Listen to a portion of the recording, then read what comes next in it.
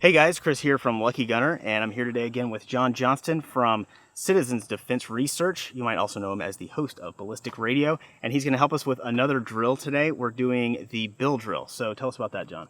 Bill drill originally designed by Bill Wilson. Just start at 7 yards with a standard IPSC or IDPA target. Draw to fire 6 rounds. The goal being to have all 6 in the down 0 or A zone. What we're working on with that is establishing grip on the draw, seeing just enough of what you need to see but not over confirming, and then running the trigger well at speed, recoil management.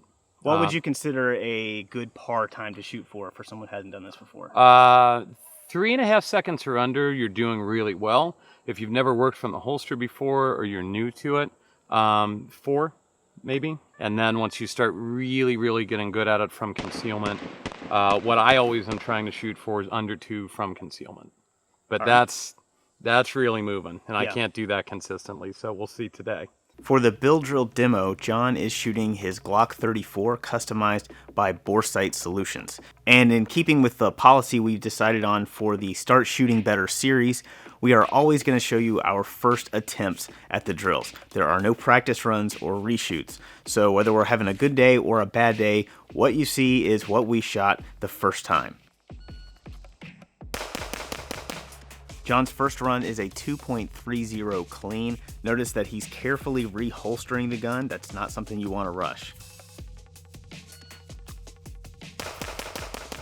His second run is 2.44, a hair slower than the first, but the hits are more consistent and controlled. He took just a split second longer at lining up that initial shot, and it looks like that made a difference. I'm using a Beretta PX4 Compact for my Bill drill demo. This was my first day shooting drills after a few weeks without any real practice, so it definitely was not my best day, but let's take a look at what I did wrong and how it could have gone better. The first run was a 3.26 with 2 misses. I had some trouble getting a solid grip established at the beginning of the draw stroke and never really recovered. My second run was 2.95 with 1 miss, so I had a better grip on the gun than the first run, which resulted in better control and a tighter group, but I rushed my first shot and missed because I did not spend enough time confirming that I had good sight alignment. The 2 major issues I had here are both pretty common mistakes on the Bill drill. You have to get a good grip on the gun while it's still in the holster, and you cannot rush the presentation to the target. At 7 yards, the sight picture doesn't have to be perfect, but you also can't just stick the gun out there and start mashing the trigger.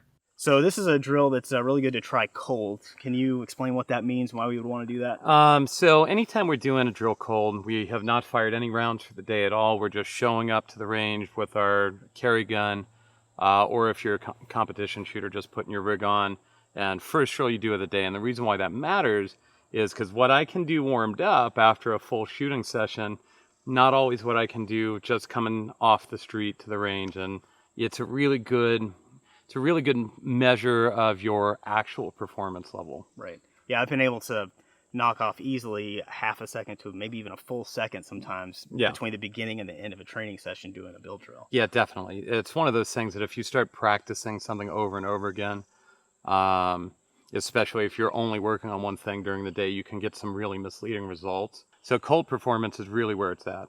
So this is probably a good time to talk about tracking your performance. Yes. Bill drill is one of the drills I've been doing the longest. I've got notebooks worth of data. It goes back 4 or 5 years where I've been doing my cold performance on the Bill drill. So can you talk about maybe the value of that? Well, so the reason why performance tracking really matters on things like this is because as you develop certain skills, whether it's, your grip or your recoil management or whatever, you can see where that really starts to pay dividends. So if I'm running a drill, in 4 seconds 2 years ago versus 2.5 seconds today, I can see where I picked up time and where I maybe still need to work on things. Right, so this is one you can really push yourself on.